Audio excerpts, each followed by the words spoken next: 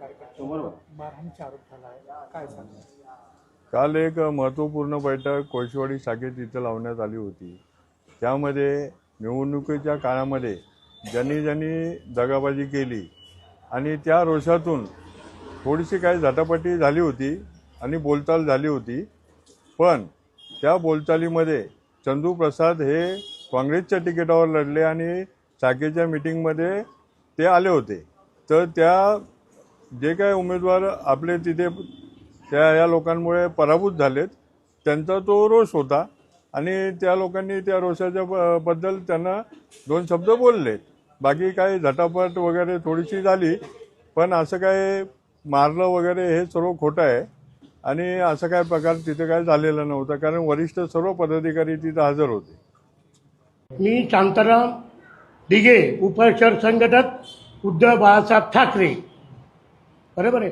मी बाळासाहेब आणि आमचा महासाहेब आणि दिघे साहेब आणि उद्धवजींचा खास म्हणजे एकदम 45 वर्ष मी शिवसेनेमध्ये काम केलेले।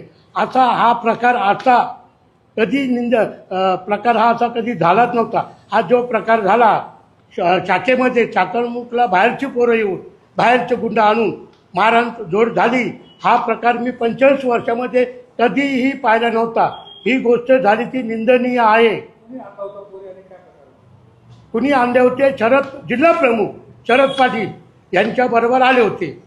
मिटिंग होती, मिटिंगचा सुरुवात होण्याच्या आधीच मारझोड शाखा प्रमुखाला झालेली आणि सन्माननीय अल्बर्ट डिसोजा संपर्क प्रमुख यांच्या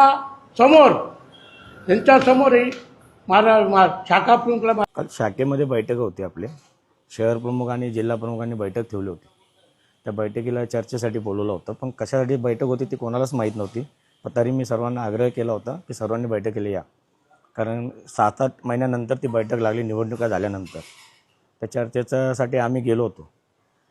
काही कारणास्तव आमची बैठकमध्ये बोलता आमचं प्रवीण आपले डिसोजा साहेब आहेत ते आले होते, त्यांच्याशी बोलत होतो मी।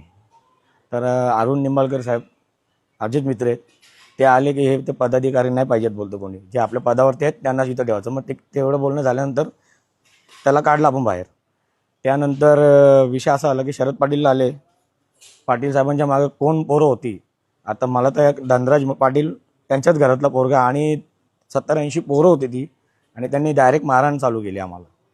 पण आमची बैठक कशासाठी होती आम्हालाच माहीत नव्हती, पण आम्ही गेलो होतो त्या बैठकीला आणि आमच्या वरिष्ठांना पण हात उचलण्याचा प्रयत्न केला जे मुंबईवरून आले होते।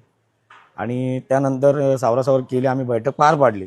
जे काय बोलायचं प्रत्युत्तर द्यायचं ते दिलं।